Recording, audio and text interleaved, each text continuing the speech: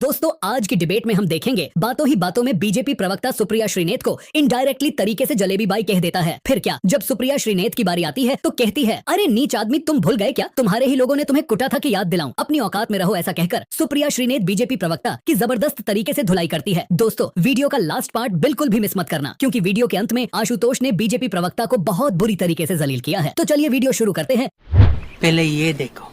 सुप्रिया आपकी बारी है। मैं बस संक्षेप में जवाब देना चाहती हूं। व्यक्तिगत और लीचड़ बातें करना ही बीजेपी को आता है। मुझे तो मेरी पार्टी ने टिकट दे दिया था। जिस दिन आपको सभासदी का टिकट मिल जाए उस दिन हम लोग बहस करेंगे। लेकिन क्योंकि बीजेपी अपना असली चाल चरित्र और चेहरा दिखाएगी तो मैं इसी प्रोग्राम पर बोल देती हूं। इनका एक बद्दिमाग मंत्री है, उसका नाम है दिनेश प्रताप सिंह। यूपी में वो करारी हार उनकी हुई राहुल गांधी के हाथों। आज उन्होंने प्रियंका गांधी को लेकर बेहद आपत्तिजनक शब्द कहे हैं। अरे सुधरो रे अभी तो।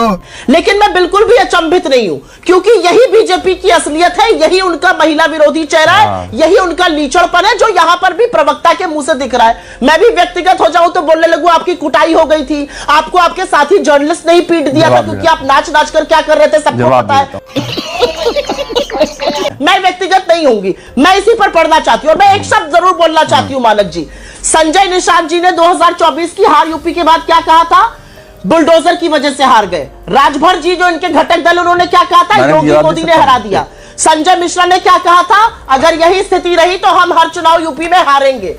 तू समझा? इनके एमएलए हैं। मैं एक चीज यहां पर आपकी जानकारी के लिए बता देती हूं।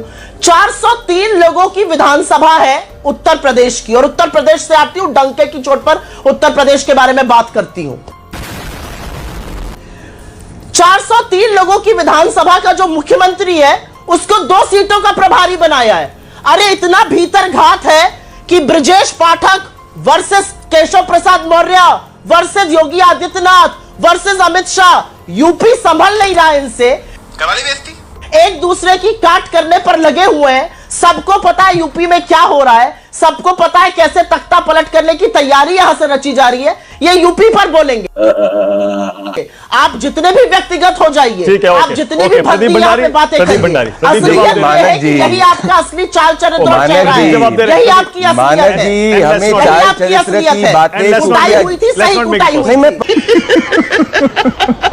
पर्सनल का ये पीछे चली गई, ये पर्सनल चली गई जो पहले आज के दिन पत्रकारिता कर रही थी और कल कांग्रेस पार्टी का टिकट लेना शुरू कर दिया था without a cooling of period. ये पर्सनल हो गई जो कहती थी कि मंडी में रेट किया है, महिलाओं के बारे में ये बात करेंगी जिनकी पार्टी के अंदर सब महिला विरोधी बयान करके छोड़ते हैं और ये विमेन डेटर्स को बात करती है। ये बात करेंगी कठुआ रेपिस्ट के पक्ष में इनकी प्रियंका वाड्रा जो है वो जाके रैली करती है, ये बात करेंगे। और इनका उत्तर प्रदेश में यही हश्र था। 2019 में जमानत जब्त हुई, 2024 में चुनाव नहीं लड़ पाएंगे।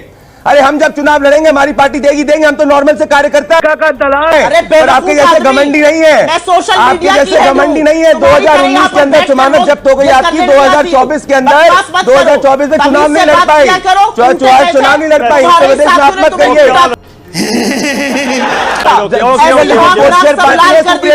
Single digit vote share party और खुद को छुपाए थे, खुद को से 5% वोट। तो समझिए, थोड़ा सा जमीन चाहिए, महिलाओं की बात करिए, कठुआ रेपिस्टों को मत बात करिए।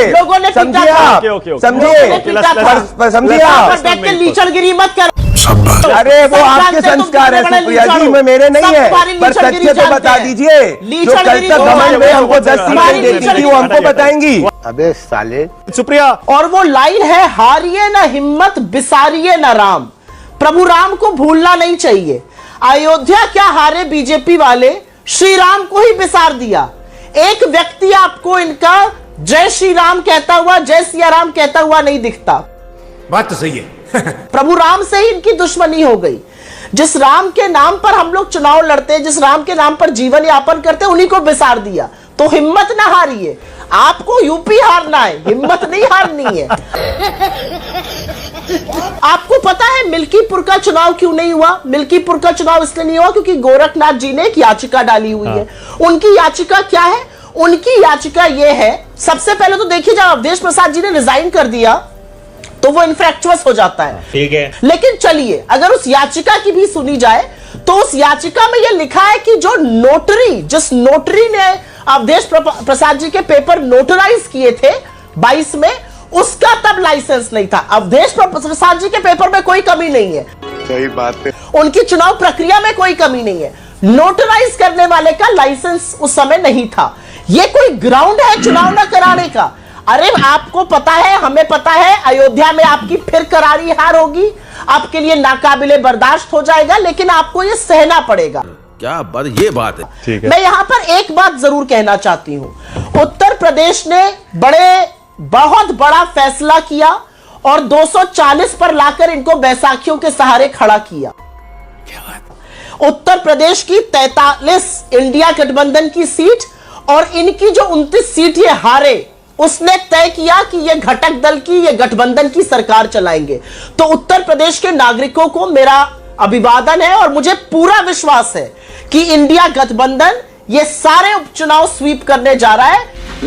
श्री राम का नारा लगा के आज दिखा दीजिए लाइव टीवी पर सुप्रिया को कि आपने छोड़ा नहीं है। मानक जी, हम सुबह भी जय श्री राम बोलते हैं, दोपहर को भी जय श्री राम बोलते हैं, रात को भी जय श्री राम बोलते हैं, क्योंकि प्रभु श्री राम हमारे लिए हमारी अस्तित्व है। सुप्रिया जी की उत्तर प्रदेश की समझ को सीरियसली नहीं लेना चाहिए। महराजगंज के अंदर इनके डिपॉजिट जब्त हुए थे और लड़की हूं लड़ सकती हूं की बात करने वाली कांग्रेस पार्टी 90% सीट्स के अंदर उत्तर प्रदेश चुनाव 2022 के अंदर जब प्रियंका वाड्रा ने कैंपेन किया था, डिपॉजिट जब्त हुए थे। समाजवादी पार्टी की बैसाखी के नाम पे सिंगल डिजिट वोट शेयर इनको मिला है। चल अगर इनमें सच में इतना उत्तर प्रदेश में कॉन्फिडेंस है तो अकेले लड़के देख लें, पता चल जाएगा जो हुआ था। इसकी मौत। हरियाणा चुनाव के पहले क्या कहा जा रहा था, जरा इनके नैरेटिव आपके शो का सुनिए। सामने है 20 के ऊपर अगर बढ़ जाए तो मेरा नाम बदल दीजिएगा। 15 से 20 के बीच में इनकी सीटें आने जा रही, उससे कमी होंगी, ज्यादा नहीं होंगी हरियाणा में। तो इन्होंने कहा था कि इनका नाम बदल दिया जाएगा, ये आपके शो पे ही कहा गया था। तो पहले तो इनकी हरियाणा की समझ आपने देख ली, इनका नाम, नया नाम जो है देश की जनता जानना चाह रही है। अभी बता दे भाई, अभी बता दे। मिल्कीपुर पर जवाब दीजिए। मिल्कीपुर पर कौन भाग रहा है मिल्कीपुर पर चुनाव से? अयोध्या की सीट आप हारे। प्रदीप सुनिए ना, देखिए फैक्ट है ये, अयोध्या की सीट आप इस बार हारे और उसका इतना ऐसा संदेश गया पूरे देश में, श्री राम का मंदिर बनाने के बाद वहां की सीट बीजेपी हार गई। इसका मतलब आप समझिए कितना बड़ा होता है।